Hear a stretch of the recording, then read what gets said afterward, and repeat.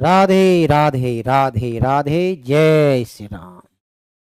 आइए प्रश्नों को देखें, बिना उत्तर, बिना सामने रखे हुए चलिए उत्तर आप दे दिए बड़ा ही कुशलता के साथ। पहला प्रश्न है, भारत के संविधान निर्मात्री सभा के सलाहकारी समिति निम्न में से किन कार्य के लिए स्थापित किया गया? सलाहकारी समिति के अध्यक्ष थे सरदार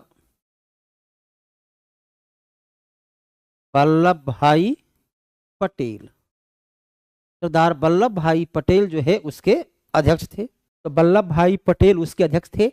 ये मूल मामले भी थे और प्रक्रियात्मक मामले भी थे, अर्थात उपयुक्त में से एक से अधिक उत्तर देना होगा। जिस प्रकार विकल्प है उस प्रकार हमें उत्तर जो है एक से अधिक देना होगा। अगला जो सवाल आपके सामने है, निम्न में से भारत में लोकतंत्र की सफलता हेतु कौन सा प्रमुख कारण है? चाहे भारत का लोकतंत्र हो या किसी अदर देश का लोकतंत्र हो, लोकतंत्र की सफलता का आधार क्या होता है? हमारे देश में संविधान में प्रदत्त स्तर पर अवसर की समानता, लोकतंत्र में समानता, लोकतंत्र के लिए समानता और स्वतंत्रता लोकतंत्र का सबसे मूल आधार होता है। तो अवसर की समानता संविधान का अनुच्छेद 16 के आधार पर दिया गया, जो सही है। लोकतंत्र में लोकतांत्रिक विकेंद्रीकरण, लोकतांत्रिक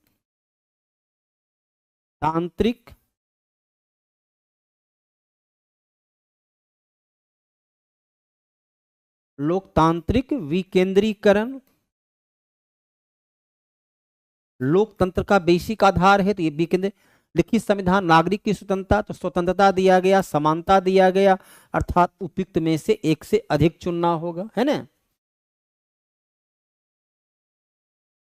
राज्यसभा के सीटों का आवंटन किसमें है? छठी अनुसूची में 4 राज्य, असम,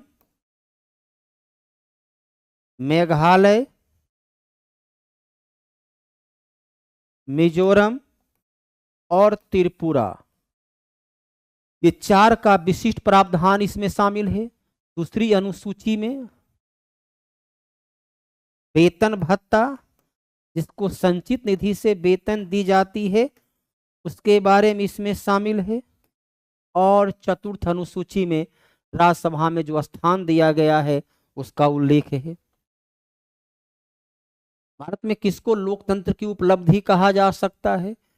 देश में आर्थिक विकास था, असमानता एवं गरीबी में कमी आई, लोकतंत्र में समाज सत्ता में समान प्रतिनिधित्व, सत्ता में समान भागीदारी, लोक मतलब जनता, तंत्र मतलब शासन प्रणाली, जहां जनता का शासन प्रणाली अब्राहम लिंकन कहते हैं bye the people, for the people, of the people. तो देश में गरीबी में कमी आई, देश में वैध जिम्मेवार था, उत्तरदायी सरकार है, जहां सत्ता जो है ऊपर से नीचे की ओर बढ़ता रहा है।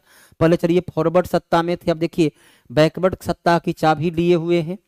नागरिकों में गरिमा स्वतंत्रता, अर्थात सभी का सभी जो है हमारी लोकतंत्र में, तो लोकतंत्र में लोक जनता के निम्न तबके हाशिए के वर्ग तक सत्ता की बागडोर पहुंच रही है। वो लोग अपनी सत्ता का, अपने अधिकार का बेहतर तरीके से समायोजन कर रहे हैं, अपने अधिकार, अपने अस्तित्व को बेहतर तरीके से वो उभार रहे हैं। संविधान सभा के सदस्य नहीं था शरद चंद्र बोस सदस्य थे, सरोजनी नायडू भी थी, मौलाना अबुल कलाम आजाद। संविधान सभा में जो 389 सदस्य थे उसमें 296 निर्वाचित में ये तीनों शामिल थे और 93 देशी रियासत के प्रतिनिधि थे, अर्थात सदस्य नहीं था। तो हमको उत्तर उपयुक्त में से कोई नहीं देना होगा। हमें उत्तर क्या देना होगा? उपयुक्त में से कोई नहीं, क्योंकि इसमें सभी के सभी उसके मेंबर में शामिल थे। संप्रभु राष्ट्र, संप्रभुता किसको कहते हैं? संप्रभुता राज्य की सर्वोच्च इकाई है। राज्य का जब राज्य बोला गया तो राज्य के 4 शर्त होते हैं: भूमि, जनसंख्या, सरकार और संप्रभुता। संप्रभुता राज्य की सर्वोच्च इकाई बिलो भी कहता है, संप्रभुता राज्य की सर्वोच्च इच्छा है। बिलो भी कहते हैं कि संप्रभुता राज्य की सर्वोच्च इच्छा है। यह राजनीतिक जिसमें राज्य सर्वोच्च प्राधिकरण है, उनके क्षेत्र पर लोगों का विशेष नियंत्रण होता है। संप्रभुता तात्पर्य है कि जिसके द्वारा लिया गया निर्णय अंतिम हो, उस निर्णय को कोई भी बाहरी और आंतरिक शक्ति प्रभावित नहीं कर सकता हो। जिसके द्वारा लिया गया निर्णय को देश के जनता स्वभावतः स्वीकार करने के लिए तैयार हो। एक आर्थिक प्रणाली एक सामाजिक व्यवस्था नहीं है, बल्कि यह एक राजनीतिक और सर्वोच्च राज्य की सर्वोच्च है। वायसराय काल के दौरान दमनकारी अधिनियम, जिसे गैंगिक एक्ट, उसे वर्नाकुलर प्रेस एक्ट के नाम से भी जाना जाता है। ये कब आया? 1878 में आया। इसमें भाषाई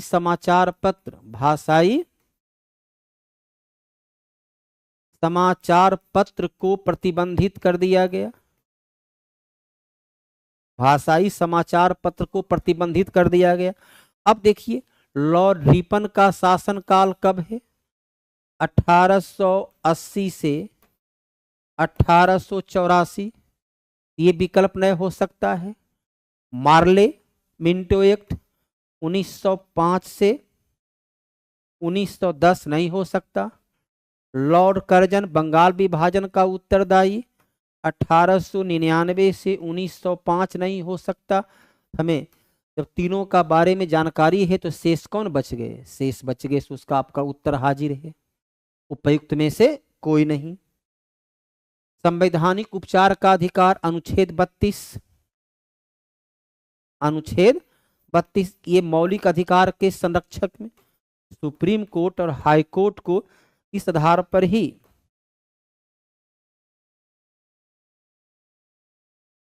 मौलिक अधिकार का संरक्षक कहा जाता है। इसे भीमराव अंबेडकर ने, अब सुभाष चंद्र बोस जो है, इनकी तो शायद, अब कंफर्म तो है नहीं, 1945 में विमान दुर्घटना में मृत्यु हो चुकी थी। गोपाल कृष्ण गोखले भी।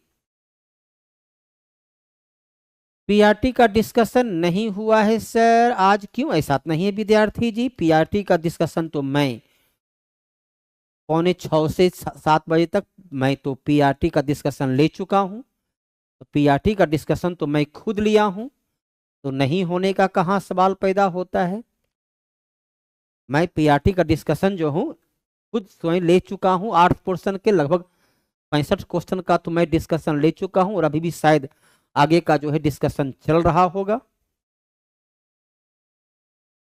नए राज्य बनाने के लिए अनुच्छेद 3 कहता है कि नए राज्य बनाने के लिए केवल और केवल साधारण बहुमत की आवश्यकता होती है। नए राज्य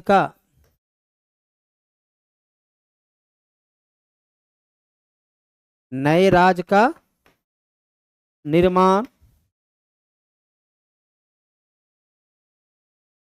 राज्यों का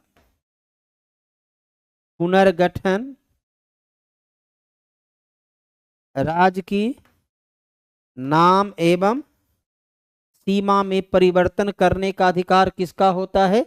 ये अधिकार संसद का है, और संसद केवल साधारण बहुमत से, 2/3 बहुमत से किसका होता है? मौलिक अधिकार, directive principle of state policy, इसमें 2/3 बहुमत की जरूरत होती है। चौथी अनुसूची में यदि बदलाव करना हो तो दोहरे बहुमत अर्थात 2/3 बहुमत प्लस आधा से अधिक राज्यों की बहुमत की आवश्यकता होती है। और ऐसे भी आपको ज्ञात क्या है, अनुच्छेद 4 क्या लिखता है कि नए राज्य के निर्माण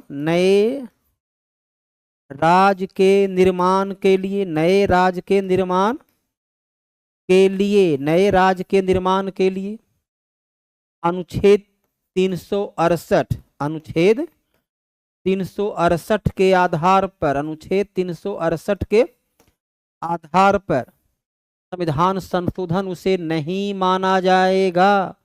उत्तर क्या हो गया? साधारण बहुमत से। आरती कुमारी नमस्कार। नमस्कार।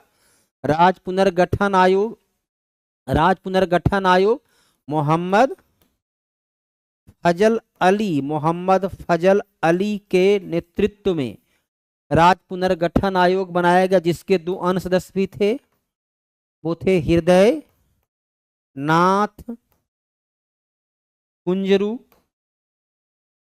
और के.एम. फणिकर। तो इसका गठन हुआ 1953 में और इसके सिफारिश पर 1956 में 7वां संविधान संशोधन के द्वारा 14 राज्य और 6 केंद्र शासित प्रदेश का गठन किया गया है ना। गुड इवनिंग तमाम विद्यार्थी को गुड इवनिंग। उत्तर क्या होगा? 1953 में गठन हुआ, 53 में राज्य बना, 1956 में। संजीव जी, भारत के मूल अधिकार के बारे में सही है। वो संवैधानिक सर्वोच्चता तथा विधायिका की सत्ता के मध्य संतुलन, संवैधानिक सर्वोच्चता स्पष्ट कहता है अनुच्छेद 13 के मौलिक अधिकार यदि विधायिका के द्वारा, अनुच्छेद 13 क्या कहता है? विधायिका के द्वारा बनाया गया कोई भी कानून यदि फंडामेंटल राइट से असंगत हो तो न्यायालय उसे रद्द कर देगा।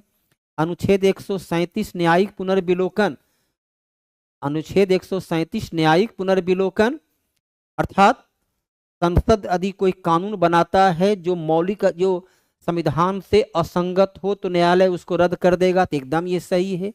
वे लोगों का अधिकार था देश की सुरक्षा के मध्य संतुलन निर्माण करते हैं, हम देते हैं, क्योंकि अनुच्छेद 19 आपको वाक स्वतंत्रता देता है। लेकिन वहां पर क्या लिखा गया है? निवारक कानून के द्वारा आप अपने विचार को प्रकट करें, लेकिन आपके विचार से राष्ट्र को क्षति नहीं होनी चाहिए, तब उस प्रतिबंधित करेंगे यदि हमारे राष्ट्र को क्षति पहुंचती है। यह भी सही है। कानूनी समानता बल्कि सामाजिक समानता का भी निर्णय देता है, जहां वोट देने का अधिकार के साथ साथ आपको जो है वह समाज में समानता, जाति धर्म के आधार पर समानता का बात करता है। अर्थात उत्तर क्या हो जाएगा? उपयुक्त में से एक से अधिक।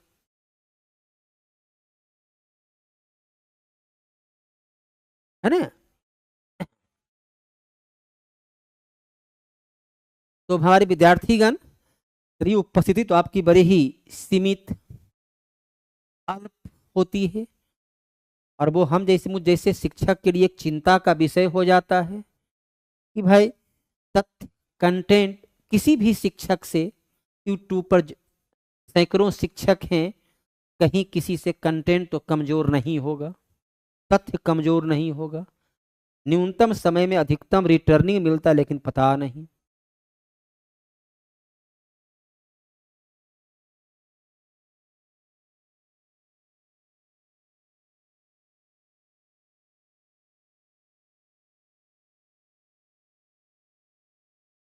अरे बाबू, इतना इतना आप लिखिएगा तो कैसे काम चलेगा? अरे एक ही बार लिख दिए तो देख लिया गया ना।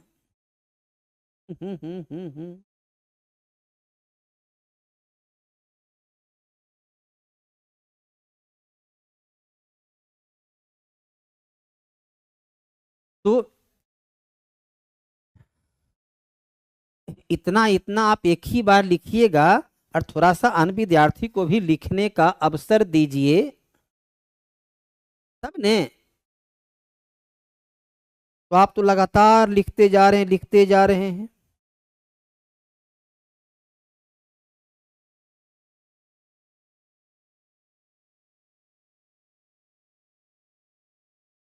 अब आपके सर ये सवाल का दी, अब लिखना बंद हो गया। व्यक्तिगत सत्याग्रह महात्मा गांधी शुरू किए थे। महात्मा गांधी के आह्वान पर, व्यक्तिगत सत्याग्रह महात्मा गांधी के आह्वान पर शुरू हुआ। प्रश्न क्या था सो आप देख बतलाइए। अभी तो आप जो है सो पहले कहे कि भाई पीआरटी का टेस्ट डिस्कशन हुआ नहीं और सीधे क्वेश्चन पर आ गए।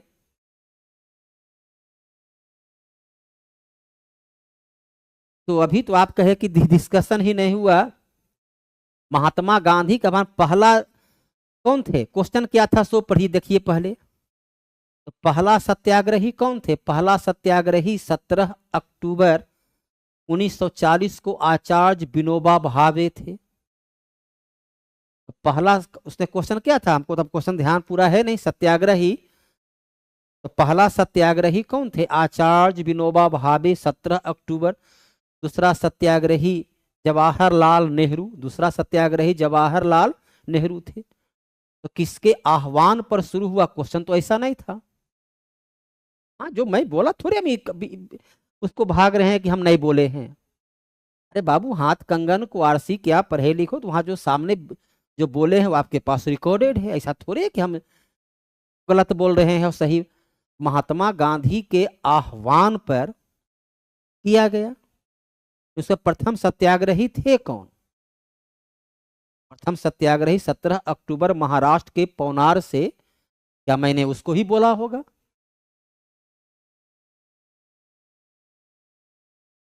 शुरू किए तो किसका शुरू कौन किए? महात्मा गांधी शुरू किए। और महात्मा गांधी शुरू किए एक नहीं किए। ऐसे कहता है कि 12 मार्च 1930 को महात्मा गांधी पद यात्रा शुरू किए। भारत छोड़ो महात्मा गांधी ने करो या मरो का नारा दिए। लेकिन कहे व्यक्तिगत सत्याग्रह, महात्मा गांधी व्यक्तिगत सत्याग्रह होनी चाहिए। तो शुरू कौन किए? शुरू तो किया आचार्य विनोबा भावे।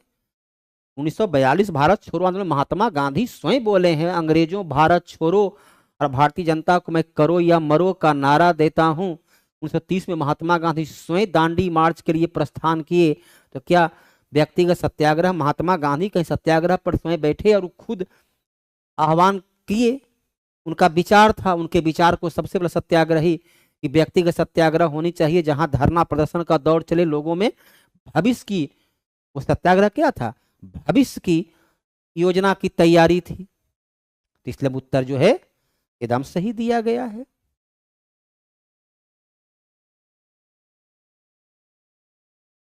भारतीय न्यायिक प्रणाली में रिट हैबियस कॉर्पस का शाब्दिक अर्थ क्या होता है? बंदी प्रत्यक्षीकरण। उसको अंग्रेजी में की हिंदी को बोलते हैं बंदी प्रत्यक्षीकरण। तो आपको बंदी प्रत्यक्षीकरण का अधिकार प्राप्त है, अर्थात हम आदेश देते हैं, ये होता है परमादेश।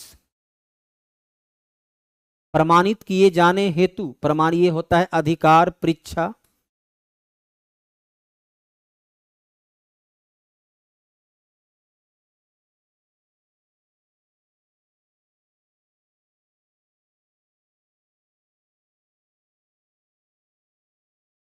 पहली बात तो बाबू राहुल जी, इतना लंबा चौड़ा एक ही बात लिखिए, दोबारा तिबारा 4 बार लिखने की क्या जरूरत है? क्या सत्य? मैंने तो पूरा स्पष्ट कर दिया कि प्रथम सत्याग्रही। तो आप जो लिखे प्रथम सत्याग्रही, क्या मैं नहीं लिखा? उसको नहीं बताया प्रथम सत्याग्रही? अरे प्रथम सत्याग्रही तो मैंने लिखा, द्वितीय सत्याग्रही जवाहरलाल नेहरू थे, वो भी बतलाया। आपने यहां पूछा तो मैंने उसको स्पष्टीकरण दिया। अब बताइए क्या करें? आप जब पूछे तो मैंने तो स्पष्टीकरण दिया। मैंने सविनय अवज्ञा आंदोलन और भारत छोड़ो आंदोलन के माध्यम से आपको उसका स्पष्टीकरण भी देने का प्रयास किया कि भाई इस परिप्रेक्ष्य में मैंने उसका उत्तर दिया। मेरा परिप्रेक्ष्य क्या था वो भी आपके सामने है। प्रथम सत्याग्रही तारीख सहित स्थान सहित आपको बतलाए।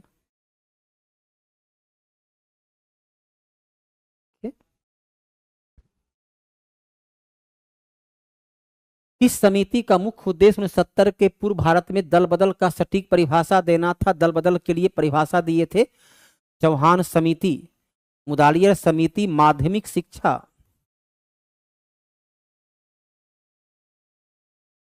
माध्यमिक शिक्षा के क्षेत्र में सुधार हो, उसके लिए मुदालियर समिति का गठन किया गया था। हर्षद मेहता तो कोई समिति थी, हर्षद मेहता घोटाला का प्रयोग होता है। हर्षद मेहता घोटाला, शेयर घोटाला जो है, शेयर घोटाला से जुड़ा होते हैं हर्षद मेहता के बारे में। आपातकाल के दौरान संसद की समयावधि को बढ़ाने में स्पष्ट दिखता है कि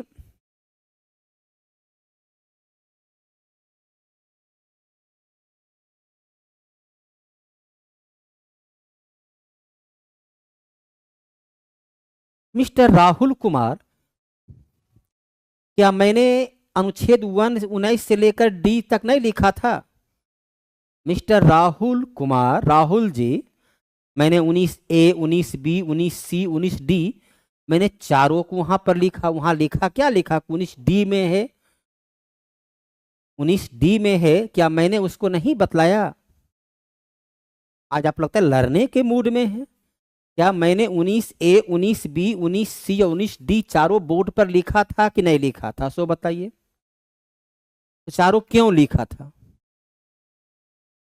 19(1) का ही 19(1) यदि रहता 19(1)A में है तब ने गलत होता। तो 19(1) है, तो जब 19(A) का ए नहीं लिखे हुए है तो 1 का ही ने सभी भाग है, और 19(1) का ही ABCDEF सभी भाग है, तो 19 केवल 1 लिखा। यदि ABCD लिखता, यदि लिखता 19(1) का ABCDA लिखता तब उत्तर गलत हो जाता। जब सीधा 19(1) लिखकर छोड़ दिया तो हमें उत्तर दी देने में क्या दिक्कत है? एक का ही अलग अलग पार्ट है, तो मैंने इसलिए उसका उत्तर दिया। जो भी मैं उत्तर देता हूं पूरे रिफरेंस के साथ देता हूं। ऐसा नहीं है कि मैं सीधा बोल दिया कि चलिए ये उत्तर हो गया। उत्तर देने के पहले उसका रिफरेंस देता हूं। तो 4 भाग में मैंने बांट कर दिखलाया, लेकिन चूंकि 19A नहीं लिखा, 19(1) 1 लिखा केवल, तो 1 में तो सब कुछ शामिल है। 1 में ABCDF सब शामिल हो जाएगा। 19(1) में सब कुछ शामिल है। जब उसको क्लासिफिकेशन करता 19(1)A तब गलत हो जाता, तो केवल 1 छोड़ दिया, तो इसलिए उत्तर उसको मैंने दिया। यदि 1, 2, 3, 4 करता ABCD तो मैं उसका उत्तर देता। प्रत्येक प्रश्न का उत्तर देने के पहले उसका रिफरेंस को मैं सामने रखता हूं, ताकि अब आप अपना विवेक का भी प्रयोग करें। आप भी अपना विवेक कैसा, मैंने उसको बतलाया ये परिप्रेक्ष्य, ये आधार है। अब बाकी अपने विवेक का भी प्रयोग करना है। आप लोग स्वयं भी कोई अनपढ़ है नहीं, सभी ग्रेजुएट हैं, कोई पोस्ट ग्रेजुएट हैं, सभी पढ़े लिखे व्यक्ति हैं। तो बाकी तो आप सोच स्वयं भी उसके बारे में, इसलिए मैंने उसको देखिए सामने बताया आपको। उस मैंने क्या बोला था कि ठीक है जो दिया हुआ है इस आधार पर चलिए उत्तर ये दे देते हैं। क्योंकि जब बोर्ड ने उत्तर वो तय किया तो उत्तर काटने का कोई सार्थक आधार होनी चाहिए। जहां पर उत्तर में खामियां होती तो स्पष्ट रूप से काटते कि नहीं उत्तर ये होगा। कई बार उत्तर बदल देते हैं, लेकिन जहां पर उत्तर बदलने का कोई सार्थक परिणाम नहीं हो, क्योंकि वैसे क्वेश्चन पर बोर्ड जो मानेगा उसको मानना पड़ेगा। चलिए आगे देखते हैं। आपातकाल के दौरान 8 महीना नहीं बढ़ता है।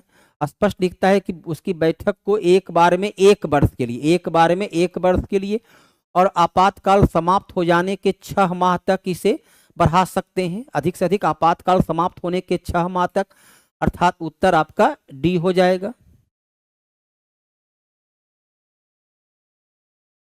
क्वेश्चन ई भी तो नहीं था। अरे बाबू नहीं था तो एक, जब वह उत्तर दिया 19(1) केवल लिखा, 19 का केवल 1 नंबर लिखा, तो 1 नंबर में ही ने ABCD विभक्त किया गया है। 19 का ABCD जो विभक्त किया गया है तो 1 नंबर पर ही, तो यदि लिखता 19A तब उत्तर देते। बाकी आप ठीक है, आपको यदि लगता है कि गलत है तो आप उसको नहीं, उनमें से कोई नहीं लिखिए, क्या दिक्कत है। जब सही तथ्य मैंने बतला दिया कि ABCD चारों में लिखा हुआ है, ये डी में आता है कि भ्रमण करना, यदि आपको लगता है कि चलिए नहीं इसमें नहीं, तो आप उत्तर दे सकते हैं। 1 को कौन रोक, उसमें कहीं दिक्कत तो है नहीं, ऐसी तो कोई बाध्यता है नहीं कि जो मैंने पहले ही कहा भाई कि कोई ब्रह्म लकीर तो हमारा है नहीं। मैंने उसको, क्योंकि वहां पर ए यदि रखता, बी रखता, सी रखता तो हम उसको मान लेते, तो भाई उत्तर नहीं देते। लेकिन जब केवल 1 छोड़ा तो 1 में ही ABCD सभी पॉइंट आते हैं, इसलिए मैंने उस आधार पर उत्तर, और चूंकि उत्तर यहाँ का संस्थान उत्तर दिया था वही, तो उस उत्तर को काटने का कोई बेसिक औचित्य नजर नहीं आ रहा था।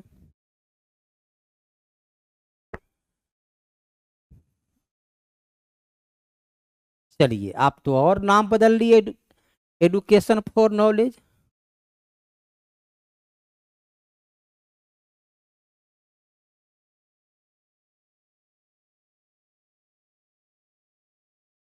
ऑप्शन जब ABCDE रहेगा तो फिर उसको चुनेंगे, उस आधार पर चुनेंगे राहुल बाबू। कौन सा संविधान संशोधन अधिनियम लोकसभा एवं राज्य विधानसभा में महिला के लिए 33% आरक्षण का बात करता है? देखिए यहाँ पर शब्द अधिनियम लिखा हुआ है। यदि यहाँ पर रहता कौन सा संविधान संशोधन विधेयक, तब उत्तर 128वां हो जाता। अधिनियम लिखा तो 106वां हो जाएगा। अधिनियम लिखा तो 106वां हो जाएगा। 73वां संविधान संशोधन के द्वारा पंचायती राज में अनुच्छेद 243 के तहत जो है महिला को आरक्षण। देखिए यहाँ पर कई बार क्वेश्चन होता है कि किस संविधान संशोधन के द्वारा, तो अब रहेगा 243E, तो नदी नहीं लिखा तो उत्तर कैसे होगा? मुखिया सरपंच में आरक्षण 33%। 243 में सब कुछ शामिल हो जाता है। 243 में उसका ABCDEFGH सभी कुछ शामिल हो जाता है।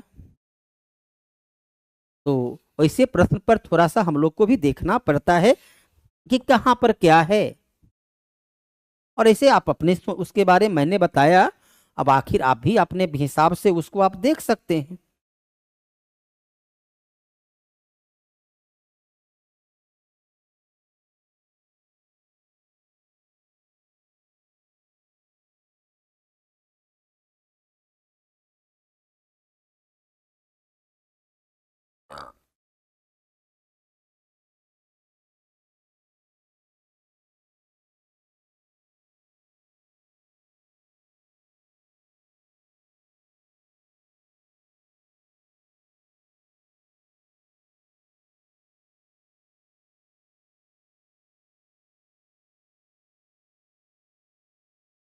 उत्तर हो जाएगा 106वां। चूंकि पूछ रहा है ये लोकसभा और राज्यसभा पूछ रहा है, जो अभी व्यवस्था करता है, जो अभी लागू नहीं हुआ है।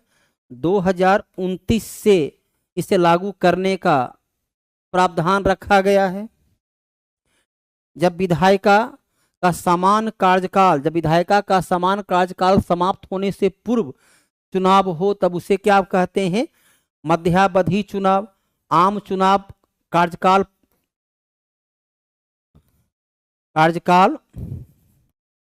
पूरा होने के 2-4 दिन पूर्व।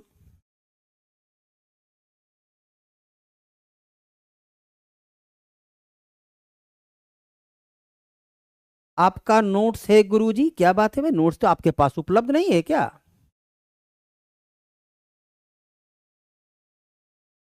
आपके नोट्स तो आपके पास उपलब्ध होना चाहिए। कहाँ, क्या दिक्कत क्या हुई? नोट्स आपको क्या नहीं है? नोट्स में क्या दिक्कत हुई?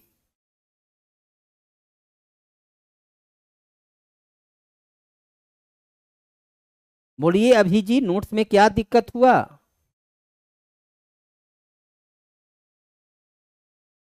इस पर कौन सी नोट्स में? सारा नोट्स दोबारा आपको भेज दी जाएगी, उसमें कोई बहुत प्रॉब्लम नहीं। बताइए कहाँ दिक्कत है?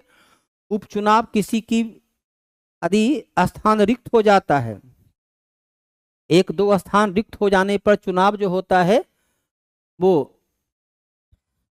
उपचुनाव होता है। आपका नोट्स है गुरुजी? चलिए इसमें पूछे क्यों, कुछ तो उद्देश्य होगा। हर कार्य का कोई न कोई कारण होता है। देश में मतदाता सत्यापित कागज लेखा परीक्षण विचारक वीवीपैट का प्रथम शुरुआत कहाँ से होती है? नागालैंड। वीवीपैट की प्रथम शुरुआत जो है नागालैंड के एक विधानसभा क्षेत्र से प्रयोग के तौर पर किया गया। फिर 2014 में, फिर जो है 2014 में लोकसभा के 8 लोकसभा क्षेत्र में इसे प्रयोग के तौर पर लाया गया, और 2019 से इसे संपूर्ण देश में, संपूर्ण देश में इसे लाया गया। मध्यावधि चुनाव का स्थिति ये होता है कि मान लो यदि बिहार का चुनाव हुआ, अब बिहार का चुनाव हुआ मान लीजिए अभी, तो यहाँ पर बीजेपी, जदयू और राजद गठबंधन, अब मान लो कि जदयू बीजेपी में तकरार हो जाती है और अनबन इतना बढ़ जाता है कि दोनों अलग अलग हो जाते हैं, और मान लो कि राजद भी जदयू या बीजेपी के साथ जाएगा भी नहीं, राजद भी जदयू के साथ नहीं गया, कोई भी सरकार नहीं बना पाते हैं। तीनों दल में इतनी टकरार हो कि सरकार तीनों में कोई नहीं बना पाए, तब उस अवस्था में क्या होगा कि उस अवस्था में वहां चुनाव, बिहार में फिर नया चुनाव कराना पड़ेगा। तो यदि या कोई लगता है कि हमारी, जैसे कि मान लें पश्चिम बंगाल की सरकार के लिए अब तो समय वहां खत्म हो गया, या उत्तर प्रदेश की सरकार को लगे कि यदि चुनाव अभी करा दें तो हम जीत सकते हैं, तो कभी कभी विधानसभा को अनुच्छेद 174 के आधार पर भंग कर देते हैं, तब उस अवस्था में मध्यावधि चुनाव होती है। मध्यावधि चुनाव तभी होती है।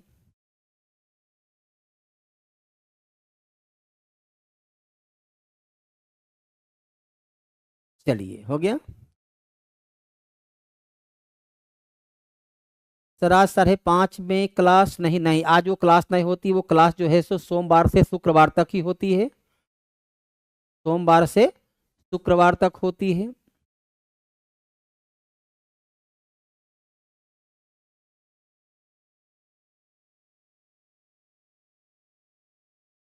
हाँ, अभी क्लास शुरू फिर किया गया है अभी जी। तो अभी जो है तत्कालिक तौर पर 4 बजे जो आपका समय था वही समय पर क्लास फिर शुरू हुई है, 4 बजे से ही एकदम लेटेस्ट। अभी 3-4 दिन घंटे बस एक लोकतंत्र, वहाँ पर शुरू में टीजीटी को ध्यान में रखकर, पहले टीजीटी फिर बाद में पीजीटी, दोनों को साथ लेकर चलना है, उसमें दोनों के विद्यार्थी उसमें शामिल हैं। भारत में सामान्य निर्वाचन के एक प्रत्याशी हेतु शैक्षणिक योग्यता के अभाव के संदर्भ में, हाँ अभी क्लास हो रही है 4 बजे से ही, नया शुरू किया गया है।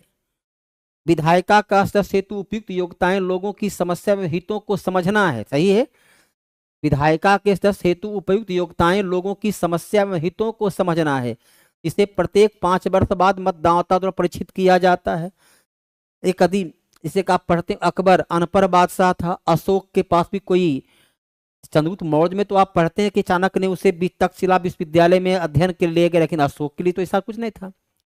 तो नेतृत्व करने में के लिए कोई बहुत अनुभव की जरूरत नहीं है।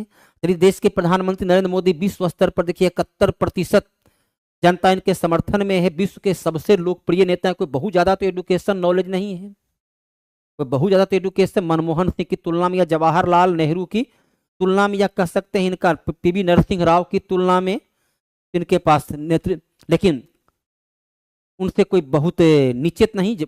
उसमें जवाहरलाल नेहरू को छोड़ दिया जाए तो बाकी सबसे जो है सो ज्यादा लोकप्रिय प्रधानमंत्री हैं, ज्यादा बोल्ड निर्णय ले पाते। तो निर्णय लेना और शैक्षणिक योग्यता होना दोनों में कोई बहुत सीधा संबंध नहीं है। ये लाइन, क्योंकि उसको समस्या का देखना है कि जो ग्रामीण क्षेत्र जो समस्याएं हैं इंफ्रास्ट्रक्चर की, उसको पूरा करना है। विधायिका के स्तर से तो शैक्षणिक योग्यता के निर्धारण मतदाताओं के बहुमत को चुनाव लड़ने का अधिकार से वंचित कर सकता था। जब हमारा देश आजाद हुआ तो देश की साक्षरता दर कितनी थी? 18%। आजादी के समय साक्षरता दर 18, अर्थात यदि हम साक्षरता को बनाते तो 82% जनता को चुनाव लड़ने से हम अयोग कर देते। तो जो हम समानता का भाव लाते, by the people, for the people, of the people, सीले कहता है लोकतंत्र वो है जिसमें सभी जनता का भाग है। बोलिए सीले का परिभाषा और अब्राहम लिंकन का परिभाषा सेट खाता, तो इसलिए ये भी सही है। शैक्षणिक योग्यता सभी प्रकार के लिए, चलिए ये 2 सही है, अर्थात उत्तर हो जाएगा डी। तो इसलिए अब जो है सो अभी जी समझ गए होंगे, समस्या आपकी हल हो गई होगी। निम्न में से भारतीय राजनीतिक दलीय व्यवस्था की मुख्य चुनौती कौन सी है? दल में सर्वप्रथम होने गत्यात्मक उत्तराधिकारी, अगला उत्तराधिकारी कौन होगा? ऐसा कोई तो आधार है नहीं। तो उत्तराधिकारी का जो हमारे पास अभाव है ना। दल के अंतर आंतरिक लोकतंत्र का भी अभाव। चलो बीजेपी अध्यक्ष चुना अपना 2 व्यक्ति मिलकर चुन लिए। कांग्रेस पार्टी चलिए एक दिखा, पहली बार चलिए कम से कम औपचारिकता तो पूरा किया, बाकी कांग्रेस सदैव वही काम करता रहा, एक को अध्यक्ष चुन लिए। तो दल में आंतरिक लोकतंत्र का भी अभाव है, ये भी है।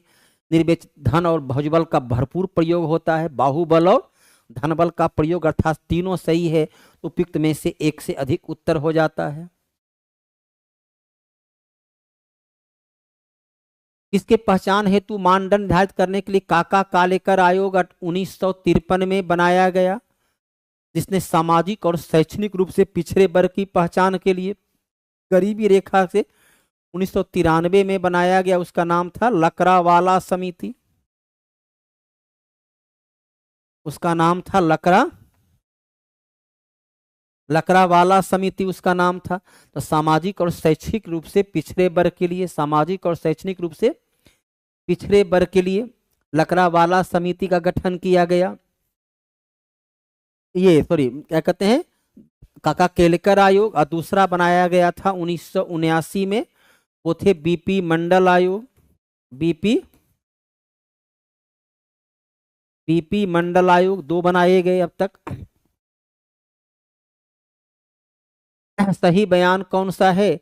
बड़े लोकतांत्रिक देश में ही सामाजिक विभेद उत्पन्न होते हैं, ऐसा तो कुछ नहीं। देखो छोटा देश श्रीलंका में भी उत्पन्न हुआ, फिर ये बेल्जियम जहां भाषा के आधार पर उत्पन्न हुआ, तो ऐसा नहीं। तो आपके उदाहरण देखिए, श्रीलंका छोटा देश है, वहां भी सामाजिक विभेद उत्पन्न हुआ।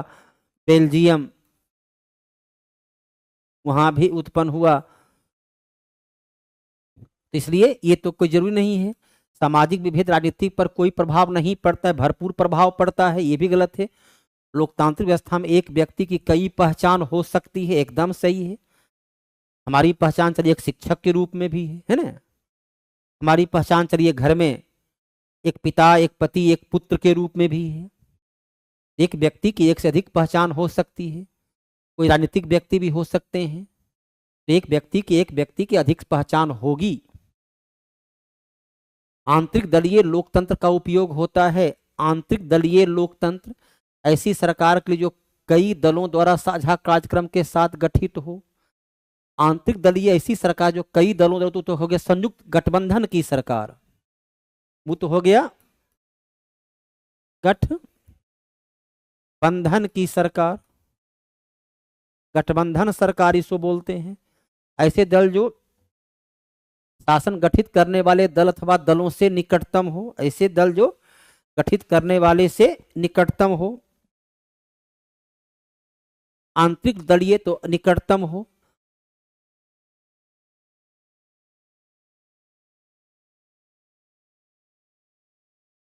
हाँ सर, अभी तो क्लास में आ गए अब हम। ठीक है,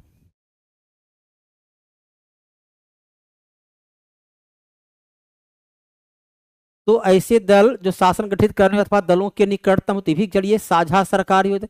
दल का आंतरिक चुनाव, तो ये भी नहीं होगा, ये भी नहीं होगा। दल का राहुल जी किधर चले गए? राहुल कुमार कहाँ गायब हो गए भाई? अपनी बात रखिए। और राहुल जी फिर लगता है कि फिर मौन हो गए।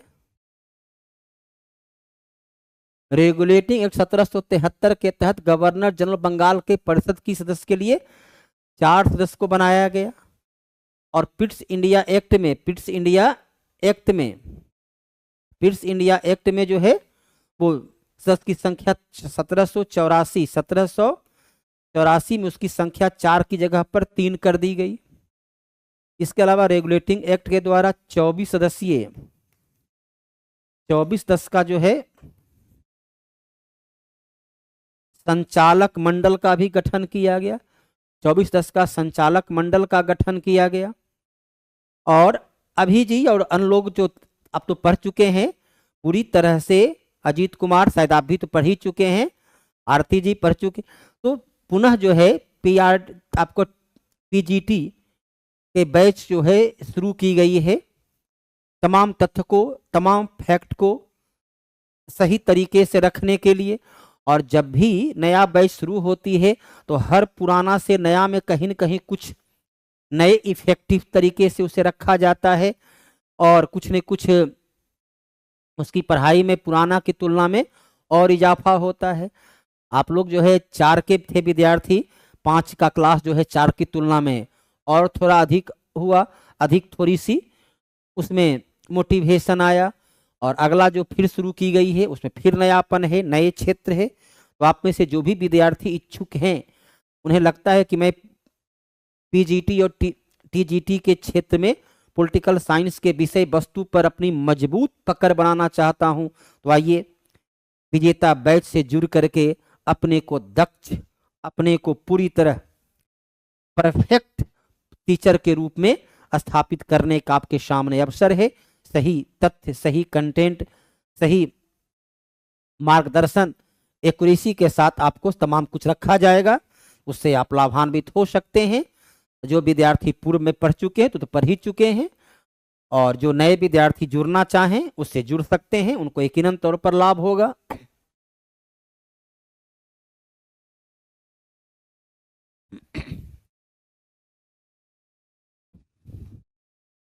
अंबेडकर के दर्शन का सर्वाधिक महत्वपूर्ण पहलू क्या है? भीमराव अंबेडकर सदैव जो है सामाजिक तौर पर समानता लाने की बात की। भीमराव अंबेडकर का उद्देश्य क्या था? कि सामाजिक तौर पर समानता हो, कहीं भी भेदभाव नहीं हो, प्रत्येक नागरिक को जो है, तो उन्होंने ठीक है कानून के माध्यम से न्याय देने का प्रयास किया लोगों को आर्थिक, लेकिन आधार क्या था? सामाजिक न्याय, समाज में हो रहे भेदभाव पर रोकना, प्रत्येक प्रकार की असमानता को कंट्रोल करना। अभिमन्यु कुमार जी, जो आपको नोट्स जो मिला किताब जो है,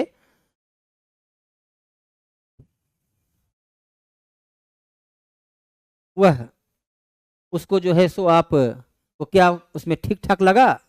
किताब बेहतर है वो जो बतलाया गया आपको? फिर से एडमिशन तो क्यों लीजिएगा, आप तो पढ़ चुके हैं। तो और जो भी एक्स्ट्रा नोट मैंने तैयार किया वो तो आप लोग को मैंने दिया ही।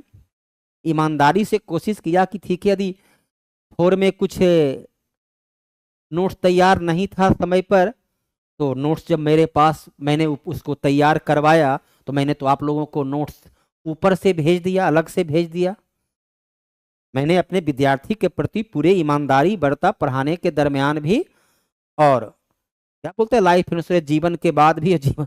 तो क्लास के जब टाइम आपका पूरा हो गया, उसके बाद भी मैंने नोट्स उपलब्ध कराया, आपको भेजा, जो भी मेरे पास एक्स्ट्रा नोट तैयार किए। तो इसलिए आप तो पढ़ चुके हैं, और पुराना बैच यदि कहीं कोई दिक्कत होगा तो पुराने विद्यार्थी को उसमें अलाउ किया जाएगा। मैंने तो पूरी तरह अलाउ किया था ना।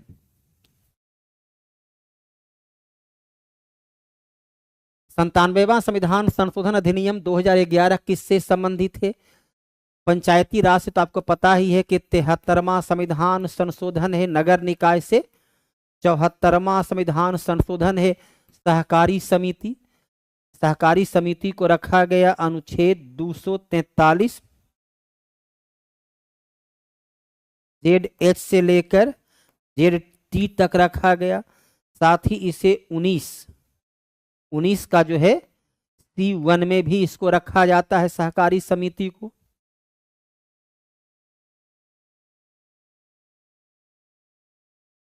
और दोबारा यदि पढ़ना चाहते हैं तो पढ़िए आकर के, उसमें कोई दिक्कत यदि चलिए मैनेजमेंट अधिक रोके, कहेंगे भाई ठीक है थोड़ा बहुत कंसेशन अधिक मांगे, कि ऐसा नहीं मांगना चाहिए, लेकिन अधिक कहेगा तो कुछ ऐसा दे किया जाएगा, है ना? जो भी होगा देखा जाएगा उसमें। कौन सा संविधान सभा के प्रारूप समिति में शामिल नहीं थे?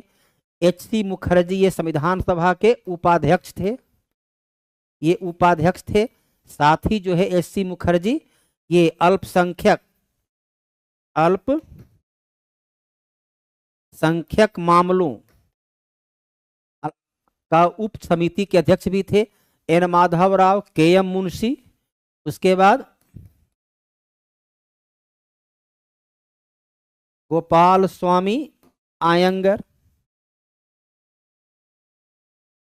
अल्लादी कृष्ण स्वामी अय्यर,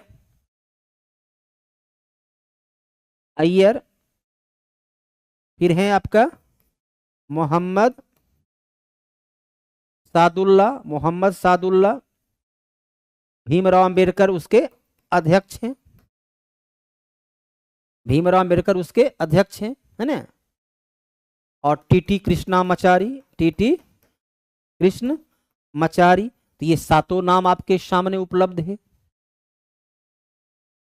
मूल अधिकार कहां से लिया गया? मूल अधिकार अमेरिका से लिया गया।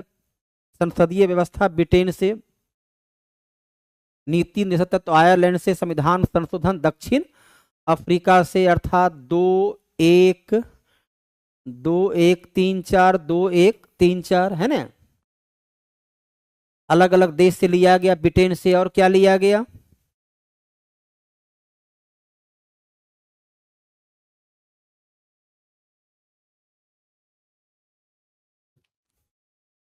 नागरिक स्वतंत्रता उन अधिकार और विशेषाधिकारों को कहते हैं जिनको राज्य अपने नागरिकों के लिए उत्पन्न करता है और रक्षा करता है।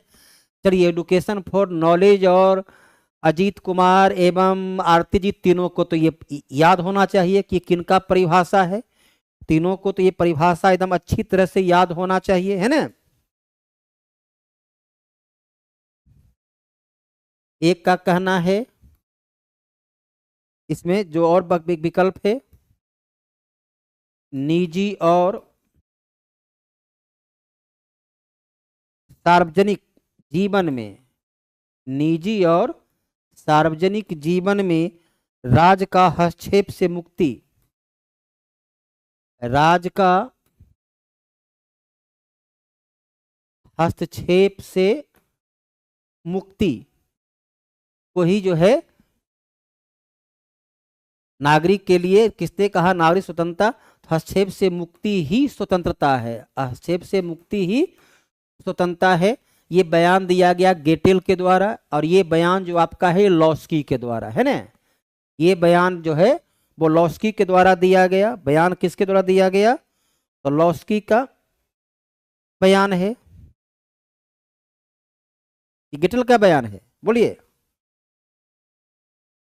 गेटेल का बयान है और ये दिया गया लॉस्की के द्वारा।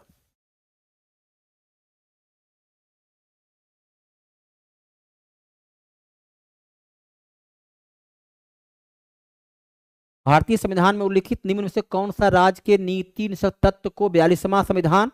समान न्याय और निःशुल्क सहायता 39A, उद्योग में प्रबंधन में कर्मकारों का 43A, पर्यावरण संरक्षण 48A, तीनों जोड़ा गया, अर्थात आंसर क्या हो जाएगा? डी। तीनों जोड़ा गया, आंसर हो जाएगा डी। आप अपना नाम क्यों बदल लिए? कितना तो सुंदर नाम था, चलिए मीनू, और कितना सुंदर नाम था आपका जो है एजुकेशन फॉर नॉलेज। क्या जो है सो आप अभी पंप या क्या क्या क्या रख लिए हैं? ऐसा उल्टा पुल्टा नाम क्यों रख लिए? इतनी सार्थकता के साथ आपका नाम था।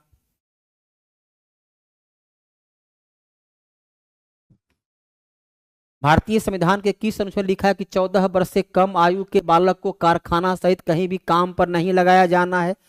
330 क्या कहता है? एससी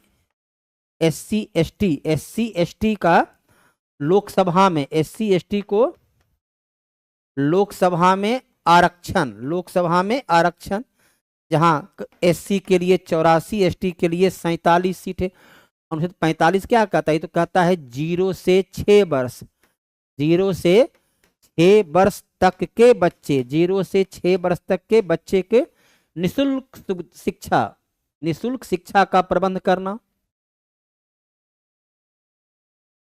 निम्न में से द्विसदनीय व्यवस्था 1935 में 6 राज्य, 1, 2, 3, 4, 5 और 6 सभी राज्य में, उस वक्त जो है 11 राज्य हुआ करते थे।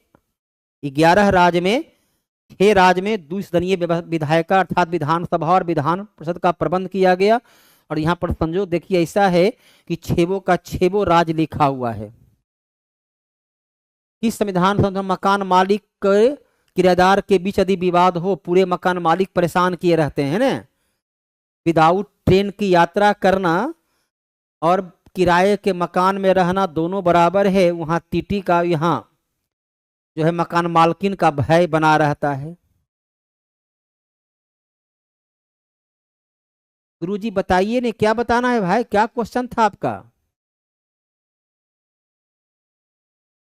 आपका क्वेश्चन क्या था?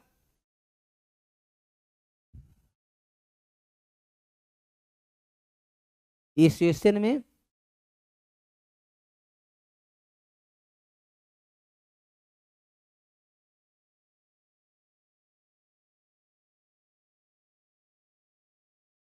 गुरुजी बताए ना, चेंज किया है, क्यों चेंज की तो पूछना चाहते हैं, कौन चेंज?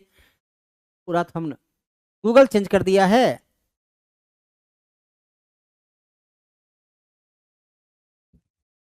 राधे राधे राधे राधे। अब आइए यहाँ पर आपके सामने, तो इस 77वां में क्या था? SC ST को पदोन्नति में भी आरक्षण, इसका प्रावधान किया गया। 76वां संविधान संशोधन के द्वारा क्या हुआ? तमिलनाडु में 69% का आरक्षण दिया गया, और 75वां के द्वारा जो है आपका आंसर आया।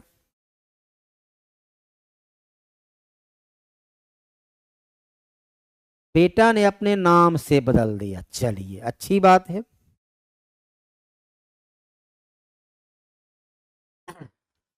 तो आप अपना अधिकार जो है अभी से ही अपने माँ के रूप में, माँ जो है सो के रूप में बेटा को जो है सो सर्वोपरि होता है ना। तो चलिए कोई बात नहीं। ब्लॉक स्तर पर पंचायत समिति प्रशासनिक पदाधिकरण होता है। ब्लॉक स्तर पर प्रत्येक 5,000 जनसंख्या पर एक पंचायत समिति के सदस्य का चुनाव होता है, और ब्लॉक स्तर पर अपने में से एक को वो प्रमुख और एक को उप प्रमुख चुनता है, एक को प्रमुख और एक को उप प्रमुख चुनता है।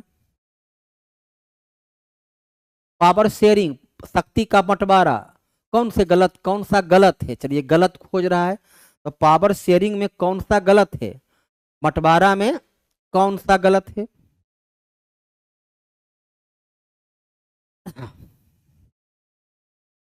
सत्ता सरकार के विभिन्न अंगों के बीच साझा की जाती है, एकदम की जाती है। केंद्र सरकार राज्य सरकार के बीच सत्ता विभिन्न स्तरों पर सरकार के बीच साझा, विभिन्न स्तरों पर कार्यपालिका, विधायिका, न्यायपालिका, चलिए यहाँ भी सही है। ये ऊर्ध्वाधर होता है, ये जो है ऊर्ध्वाधर होता है, ये जो है क्षैतिज होता है। प्रत्येक समाज को किसी न किसी रूप में शक्ति बंटवारा कर सकता हो, भले वो छोटा हो या सामाजिक विभाजन, तो ये भी सही है। तो कहता है नहीं है, मतलब उपयुक्त में से कोई तीनों का तीनों सही है, तीनों का तीनों। देखिए माँ से बेटा जो है शक्ति को छीन रहा है ना, कि भाई मेरा भी हिस्सा चाहिए। जब तक मैं खुद वयस्क नहीं हो जाता हूं तो माँ के छत्र छाया में हमें भी रहना है, तो हमें भी अपनी वजूद को तलाशना है। इसलिए माँ अपनी मोबाइल में मुझे भी हिस्सेदार बना दो, है ना।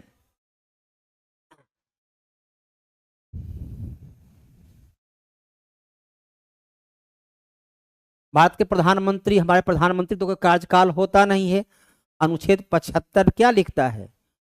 75 का एक, राष्ट्रपति प्रधानमंत्री को नियुक्त करते हैं, जो नियुक्ति के बाद तब तक पद पर बना रहता है जब तक उसे लोकसभा में बहुमत प्राप्त हो, लोकसभा के सदस्यों का समर्थन प्राप्त हो। जिस दिन लोकसभा में बहुमत गया, सरकार गई। लोकसभा में बहुमत गया तो सरकार गई। जैसे अटल बिहारी वाजपेयी सरकार पहली बार 13 दिन, दूसरा बार 13 महीना। बीपी सिंह की सरकार, मोरारजी देसाई की सरकार, चंद्रशेखर का सरकार, चौधरी चरण सिंह की सरकार, तो लंबे लिस्ट हैं जिन्हें लोकसभा में बहुमत के साथ अपनी सरकार को खोना पड़ा। संसदीय सर्वोच्चता का सिद्धांत ब्रिटेन से लिया गया, संसदीय प्रणाली ब्रिटेन से, सर्वोच्चता का सिद्धांत भी ब्रिटेन से, अमेरिका से लिया गया। मौलिक अधिकार चीन से तो कुछ लिया ही नहीं गया, साम्यवाद की व्यवस्था चीन में है। अरे भाई आप लोग उत्तर देना बंद कर दिए क्यों? कई क्वेश्चन गुजर गए लेकिन आप लोग का स्क्रीन नहीं चला।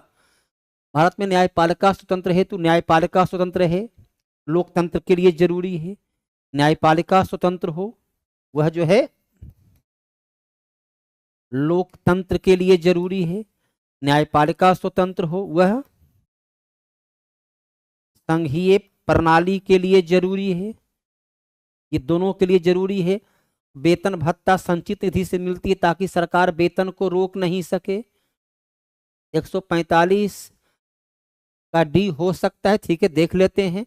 संवैधानिक नियुक्तियां होती है, न्यायिक व्यवहार अर्थात आलोचना से मुक्ति तभी है। कौन सा क्वेश्चन है? 145।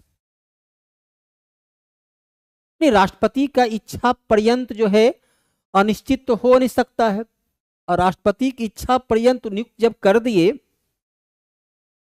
तो मंत्री के लिए होता है कि मंत्री राष्ट्रपति के प्रसाद पर्यंत, राष्ट्रपति के प्रसाद पर्यंत, वह अनुच्छेद 75 का 2 लिखता है कि राष्ट्रपति के प्रसाद पर्यंत अपने पद पर बने रहते हैं। लेकिन राष्ट्रपति डी ही नहीं लिखना होगा अभी जी, क्योंकि प्रधानमंत्री जो है उन्हें लोकसभा में विश्वास मत हासिल करना होता है। राष्ट्रपति प्रधानमंत्री को तो नियुक्त कर देंगे लेकिन वो तब तक रहेगा जब तक उसे लोकसभा में बहुमत प्राप्त होगा। इसलिए सबसे सटीक उत्तर जो है 85 तो कहता है कि लोकसभा, 85 क्या कहता है कि राष्ट्रपति संसद की बैठक को आहूत करेंगे, संसद की बैठक का 17 करेंगे। तो 17 भी क्या लिखता है कि राष्ट्रपति प्रधानमंत्री के सलाह से, इसलिए उसका उत्तर बी ही सबसे उपयुक्त है, उत्तर डी प्रयोग नहीं करना है। न्यायिक पुनर्विलोकन की शक्ति अनुच्छेद 137, कुछ हद तक चलिए 13 भी रखिए, 32 भी रखिए, 142 भी रखिए, 226 भी रखिए। यदि कोई कानून या आदेश संविधान के विपरीत हो तो उसे असंवैधानिक घोषित कर देंगे। निचली आदेश के न्यायालय के आदेश का पुनर्विलोकन तो अपीलीय क्षेत्राधिकार, निचले न्यायालय के निर्णय के विरुद्ध अपील तो यह अपीलीय क्षेत्राधिकार का ही पाठ हो जाता है। 75(2) में लिखता है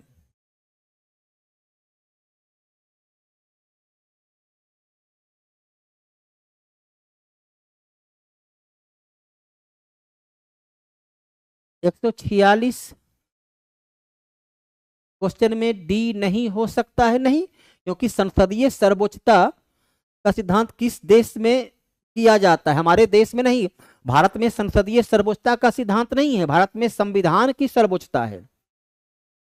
इंग्लैंड में संसद के बारे में कहा जाता है कि इंग्लैंड के संसद के बारे में वह स्त्री को पुरुष और पुरुष को स्त्री नहीं बना सकता है, बाकी वो सब कुछ बना सकता है, क्योंकि वहां न्यायपालिका को न्यायिक पुनर्विलोकन की शक्ति नहीं, वहां संसद ही सर्वोच्च है। भारत में संसद सर्वोच्च नहीं है।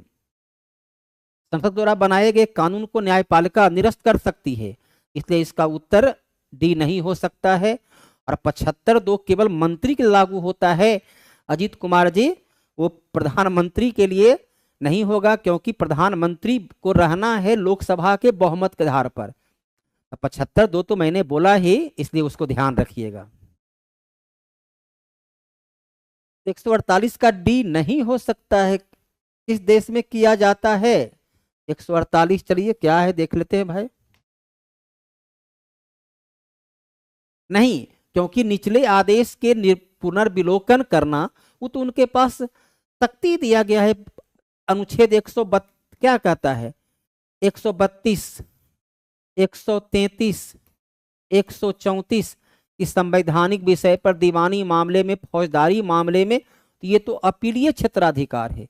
निचला न्यायालय के निर्णय को रद्द करना तो जो सुप्रीम कोर्ट में जाता है, या तो वो रिट याचिका के रूप में जाएगा या वो अपीलीय में जाएगा।